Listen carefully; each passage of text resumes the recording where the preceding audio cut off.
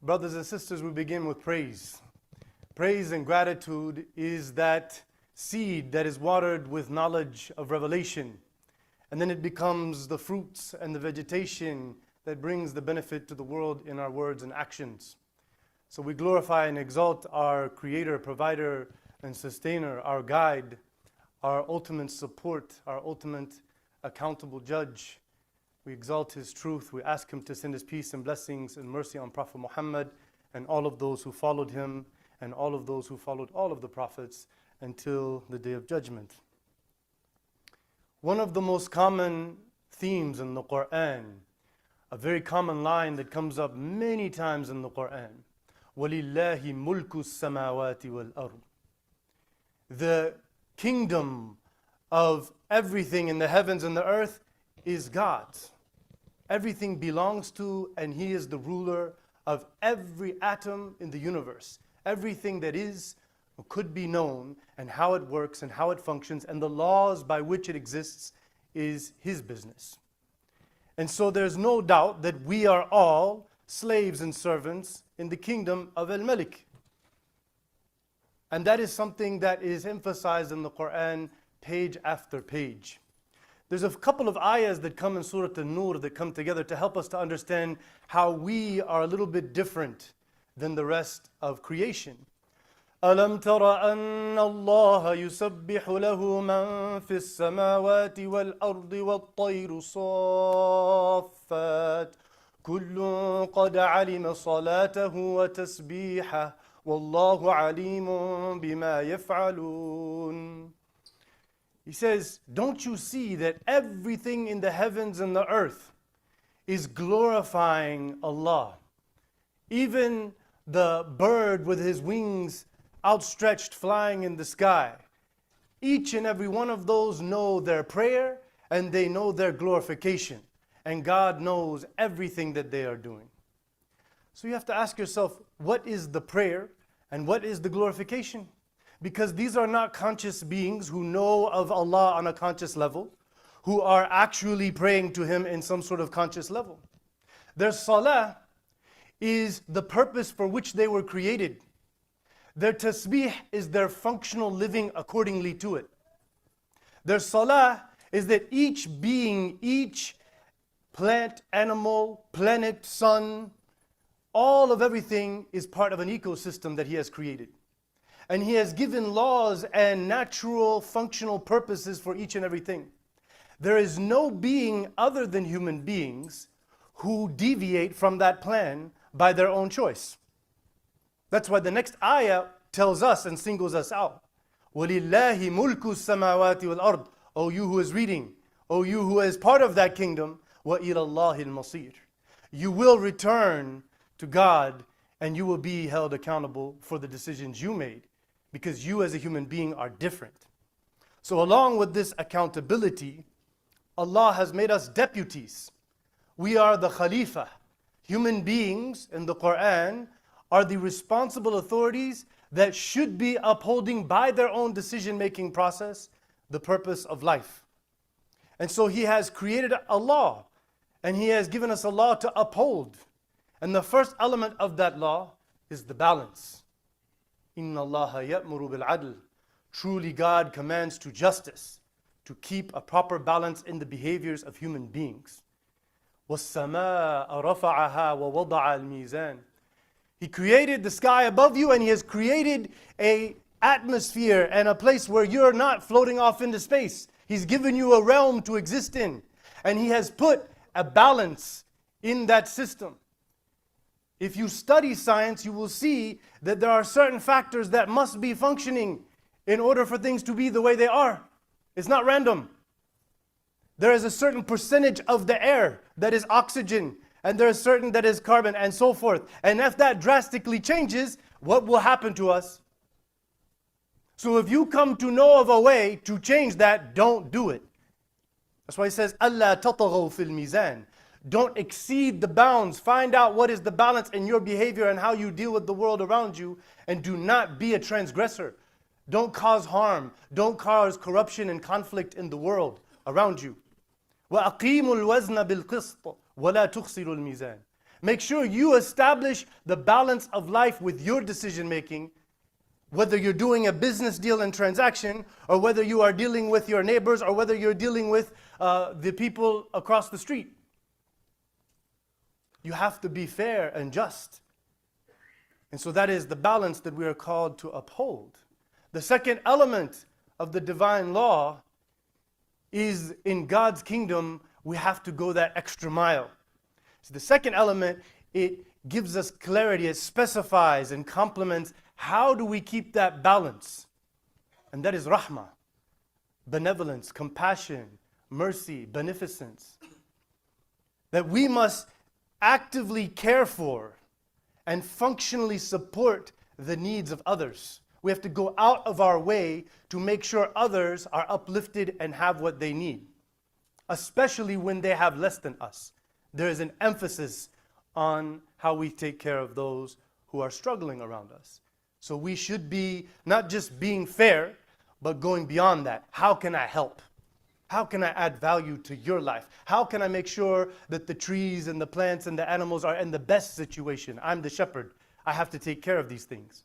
وَمَا أَرْسَلْنَاكَ إِلَّا رَحْمَةً لِلْعَالَمِينَ. So God defines the entire mission of the Prophet Muhammad and all of those who follow him. Sallallahu alayhi wa sallam. Peace and blessings be upon him. We have only sent you for one fundamental purpose, that you would be caring, support, and concern for everything around you. Al-Alameen is everything that is known in all categories and all different forms of life and even non-life. This is not just with people, it's with animals, it's with plants, it's with the water, it's with air.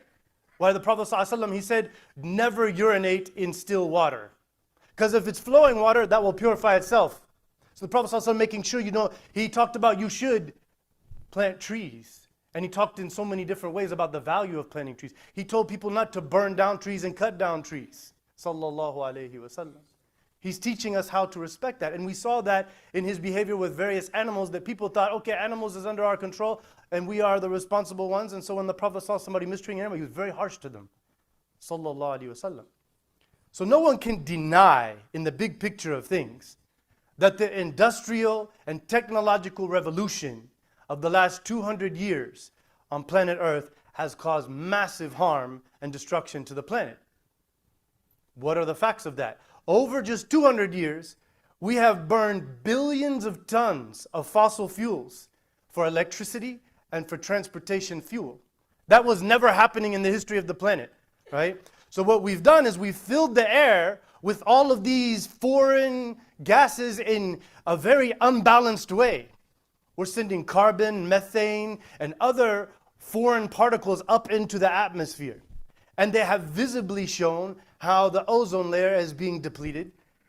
And we are seeing how it's getting hotter on the earth in a very short amount of time. And they have proven that the heat got up when this industrial burning of coal and oil and all that became standard all over the world. And the more and more it started to happen. When jet fuel came, jet fuel is one of the worst. All of the planes you see in the sky, massively causing harm to our breathing air. And you think that that has nothing to do with all these cancer things that you never heard of 50 years ago? So we are in a serious problem. We have destroyed 33% of the world's lungs. The rainforests, if you've ever seen a rainforest like Brazil, you look over in Southeast Asia, when you look in some places in the United States and Canada, you will see rainforests. In Florida, we have them. And it is something that's been built for thousands of years. That thing has been there. There's millions of life forms in there. And what they do is they suck in our oxygen, or they suck in our carbon dioxide, and they push out lots of oxygen, so that there can be the right amount of oxygen in the air. What do? We mowed down 33% of the entire rainforest so we could have meat to eat and so we could have massive monoculture agriculture, fruits and vegetables that are not organic. They are just chemically sprayed and all of that in large amounts. And then we put them on a plane and put massive amounts of stuff in the air rather than us just making our stuff locally like human beings have always been doing. But because this makes billions of dollars for people. And so when we look practically, All of the oceans and the lakes and the rivers have all kinds of plastic. It has a nuclear waste in it. It has all kinds of junk in there. And so we see that if we look, almost every single world climatologist who's not on the payroll of a corporation and a fossil fuel company, they're explaining to us. They're saying these gaseous changes and introduction of all of this into the air has caused massive, substantial changes in the climate and how the weather works. They're saying you see all these heat waves, you see these glaciers melting. They did a documentary where they went 20 years and they just kept cameras over there for 20 years in the Arctic region and Greenland. And you can see literally we have sent into the ocean billions and billions of tons of water that was ice for billions of years. And it's because the heat is now packing in over there. And so now what is that doing? It's causing it to rise. There are many islands that are completely underwater that were islands before, plenty of them now. Even where they try to deny things, it's well known in Miami that they're doing all kinds of things to try to stop what's already happening. You can go on YouTube and look at Miami completely 2 feet underwater after a flood, after some sort of rain. It's going to get worse and worse. And so we see all kinds of droughts and wildfires because the rain system has changed because of all of this drastic change in the environment. We see floods and landslides. As we talked about before, Pakistan and India have basically glacier ice on these mountains that's now melting. So those landslides you saw in Bangladesh and Pakistan, they're coming from mountains. It's not rain that does that much. It's because we're burning the atmosphere. So as Muslims, we rely on knowledge. We study to find out what's going on in the world around us. How does Allah want us to deal with this? What is the teaching of divine guidance and the divine law? How do we preserve the balance? How do we care for other human beings and animals and plants and the water and the air? How do we properly preserve this balance? And so then we look in the scientific consensus, and then they bring all of these facts that we see with our eyes, and we know what it is, and we feel the onus of responsibility as Allah's deputies to do something about it. أقول قولي هذا واستغفر الله لي ولكم فاستغفروه فإنه هو الغفور الرحيم.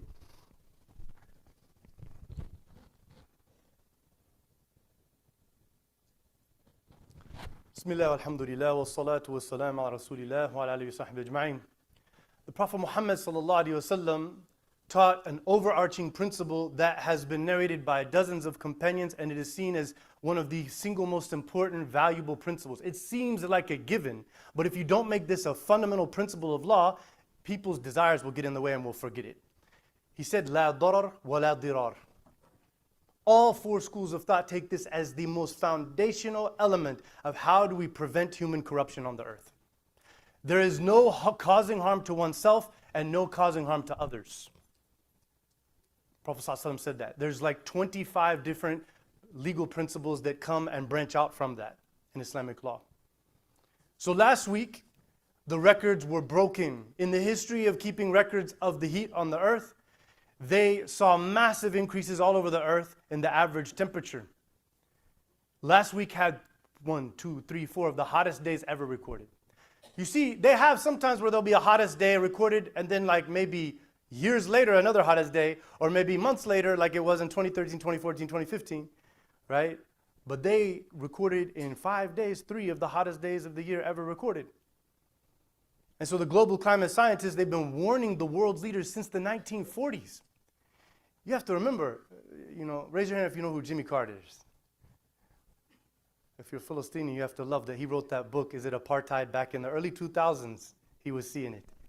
So when he became the president in the 1970s, Jimmy Carter said we need to put solar panels on the White House to create a mindset to deal with what these scientists are telling us now. Do you know what Ronald Reagan did? I watched it in the documentary. This is actually videotaped. When Ronald Reagan became the president, this guy was probably the biggest terrorist in world history. He had those destroyed, and he said, this is crazy. We are the country of industry. We are making money. We have oil. We have gas. We have coal. This is who we are. That's how we make money. We will not do this. And then we saw 8 years of complete deregulation of everything. top to bottom. Because why? Because what matters is how much money we can make our corporations, not what is important for life on earth. Because we'll die and we'll be rich, and it won't matter for all the people living after us. That's the attitude of that whole crowd, that whole mentality. So the scholars have been talking about for the last 40 years that we are beginning and entering into the sixth great extinction event in human history. That human history has had, or not human history, world history, Earth's history, millions and millions and millions of years. They have documented 5 major extinctions where pretty much all of life with like 20-30% remaining. The vast majority of life was destroyed. Historically, they said that was due to major plate tectonic shifts when all those mountains were formed. A very violent thing was going on the earth, and shaking and craziness and all of that. Another one was enormous volcanic activity. Many volcanoes just shooting massive, like basically 500 atomic bombs going off at once on the earth, right? And another one was a huge asteroid that hit Mexico. And another one was major glacial activities, when the glaciers were formed and what that caused. So now human beings, in all of our advanced technology, in all of our pride for the dollar bill, we are creating the 6th extinction event. Why? Because those people who are studying the forests, they're studying the world, they're documenting every year dozens of extinctions of life, whether it be animals, whether it be plants, whether it be insects. And it's been increasing more and more and more since the 1970s. And so Earth's ecosystems are in danger, and there's a tipping point of predictions. You can remember back in like 2012, 2013, they were talking about maybe 30, 40 years, it would start to get bad, but then by 2100, if we don't change, they've brought 2100 down to 2067. And they didn't do this willy-nilly. These people who've dedicated their whole life, and by the way, these people don't make lots of money. They're on grants and things making $60,000, $70,000. These are people who are dedicated. The people who are denying are making $200,000, $300,000 a year from Chevron and all of those companies to tell you that this is not real. That's what they're paid to do. How can I twist science, as they did with the tobacco companies until they brought that out. And so they're telling us life on Earth could be in massive, like, extinction fully by 2067. Many people in this room will be alive then. I might be, inshallah. But I don't want to say that we as believers, the khulafa, the people responsible on the earth, that we're like, well, man, the politicians are going to have to figure it. Don't you see the politicians are doing nothing? They are working with people who make money. That's who pays their campaign finance. That's how they get elected. The exposure and all of the seemingly support and all that, it's because of all this money that comes to them. From who? From these type people. And so the policies come against it. So what do we do? How do we become part of the solution? Number one is to educate yourself. Educate yourself, educate others. Please scoot up, inshallah, if you can. We have some people trying to make their way. We have to be educated. So, obviously, I study Sharia a lot, but I've also probably spent, I'm going to say, 1,000 some odd hours over the last 20 years studying what's going on in the environment and why and all of these things. Why not? Because we live in the environment. We are the single most consequential being in the environment. If we're messing everything up, everything's doomed. But the way the system has been rigged is you're plugged into a hamster wheel. Got to go to work, got to pay off all this debt, all these bills. I got to have some fun and relax from all this work. I don't got any time to do anything. Guess what those corporate people and those billionaires do? They go around yachts, they go around, they have houses here and there, they do all kind of stuff, collecting all their money in Wall Street. Raise your hand if you have money in the stock market. 1, 2, 3. Let's say about 15. So that's about like 300 people here. So these 15 have some little piece of the pie of what is the economy. Every time you hear about the economy here, they're talking about the stock market. They're not talking about your life. Because you'll know if you're a logical, reasonable person and not a Democrat or a Republican, with all due respect. If you're a logical, reasonable person, you will notice every time they said, the economy's really good, you're like, what happened in my life that got better? Not one thing. Actually, I can highlight how many things got worse. And when they said the economy was bad, you'd be like, still the same for me. They're talking about investors. And the percentage of ownership of the stock market, are you ready for this? Is 4% of the American population controls most all of the stock market. So what some of these people have in there, maybe, tens of thousands and all that. We're talking about people with hundreds of millions in there. And there's about 400 people with that. And then there's about another 5,000, 10,000 people who have, some millions. And we are doing, like, it doesn't make anything to do with us. So if there's any main subject that we should be building connections and education with our neighbors, it is this issue. Because why? Our kids have to live on earth, and their kids will have to live on earth. And so do we want to say, well, Allah will take care of it? Allah gave us freedom. Didn't Allah give us freedom? Do people not do terrible things? Does He stop them? Does Allah stop people from doing bad things? He gave them freedom. We're responsible. So it very well could be that the end times is very dystopian because we did not do what we were supposed to do. So number 2 is to don't waste food. We've had events here, we've had Ramadans here, where people are literally throwing away a third of a plate of actual food. Food waste actually bakes in the sun in the landfills and sends out methane, which is about 10 times worse than carbon. So when you throw away food, you're not just being a sinner by wasting Allah's blessing and gift, you're actually destroying the environment. And Americans waste food like no one else on planet Earth. We're spoiled brats over here. And we're destroying the earth. Like, what our contribution is to the world's destruction is massively more than others. But yeah, human rights and freedom and all that. We are sloganeer masters over here. So you should never leave one morsel on your plate. You should say, Alhamdulillah, meaning I have completed eating that. If not, I'm saving it. It goes in the refrigerator until it's done. Or I will take it home. It's like, well, no, we were going to go to the movie. Well, you should go home real quick and then go to the movie so that you don't waste this food. Number 3, don't waste water. Believe it or not, the clean water is very, very diminishing on a regular basis. I've been now to many mountain trips and I talk to the local, people there responsible. And I say, what if I took my thing and I picked up some of this nice cold river water that's coming down? And don't do that. Why? Because there's been billions of tons of ash spills by Duke Energy here. And guess who paid for it? With your monthly bill. They made you pay for it, for their mistake. Because why? Because the government allows them to do that and we don't care. We don't say anything about it. We don't own our place in this country. Number 4, eat a plant-rich diet. All the meat that's being eaten, to create that agriculture, they destroy rainforests. And then those animals, the amount of feces and things is the methane gas. It is causing, people are eating meat like never before on planet Earth. If you go to the Sunnah of the Prophet ﷺ, and you think how much per week did the Prophet Muhammad ﷺ eat meat? And he had Baytul Mal. We're not talking about whenever they first migrated and nobody had anything. We're talking about when Muslims became strong. Maybe once or twice a week the Prophet ﷺ was eating meat. Prophet ﷺ's general diet was some bread and some oil and maybe a little fat left over from meat. Like he would drag it out. Some dates. That's how milk, that's what Prophet ﷺ would do. They felt it's better to keep an animal longer for its milk than to slaughter it.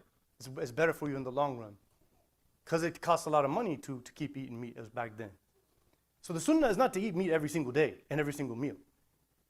And if you eat a lot more vegetables, then you have to be promoting local vegetables. You have to go where local farmers markets are, where it's been grown here. Because the more we buy that stuff, they put all kind of, make it look all good. It's coming over on planes. It's making people work for, slave wage. And they're putting all kind of chemicals on it. And you can wash it off. They say wash it off. Why? Because there's chemicals on there. There's pesticides that they made in a lab, right? So where all this cancer come from? I'm telling you, it's a whole slew of stuff that's making people billions of dollars, which also works out for our industry of healthcare. Last but not least, you have to go green. So my monthly bills, you know what I paid for my electric bill? $16. You know why? Because I have solar panels. I spent, after all my rebates and everything, about $14,000 to get all of my solar panels, and from now on I will not be paying electric bills. And guess what $14,000 came from? The American government, the COVID relief funds. I was like, what can I do with this as a Muslim? How many people are thinking like that? Do you think like that? Or do you be like, let's go take a vacation? Then what'd you do with it? What did it do in the long term? What is the grand scheme of things? I'm a believer. What is my role? So we need to go green in so many different ways. People got upset. Why are you getting rid of plastic? Just study what's wrong with plastic. Just study it. Plastic is a massive destructive force to all of the earth. And by the way, just so you know, Greenpeace went and did this huge 5-year study, and they found that recycling doesn't even work. 5% of whatever you send in your green waste thing becomes recycled. Guess where the other 95% goes? Waste dump with the gray trash bin. Recycling is not doing anything. It makes you feel like you're doing something. The system is too complicated. But even the process of recycling, it's about not using any more of that stuff. Try to use things that are you can use it permanently. I was watching this Shark Tank thing from the England Shark Tank, and the lady and the husband, and they came up there. They said we've made millions, and they showed they made millions. And I'm trying to remember what it was. I can't remember what it was. But then the guy said, but you're saying you only need it once, and then you keep it for your life. And they said, how are we going to make bigger amounts of money when you know what I'm saying? They want you to waste stuff and buy a new one and buy a new one and buy a new one so that we can waste it all and throw it out in the trash. This is not the way of a believer. Israf. Prophet ﷺ, the Holy Quran says, وَلَا تُسْرِفُوا إِنَّ اللَّهَ لَا يُحِبُّ الْمُسْرِفِينَ. Do not waste. Be a person who's looking to conserve. Will you be weird? Yes. And the Prophet ﷺ said, طُوبَى لِلْغُرَبَاء. Glad tidings to the strangers, to the moral weirdos. The people who stand out because they make decisions that are not in accordance with corporate interest, that are in interest with divine law and seeking divine contentment. For sure, that's strange today. We should all be that way.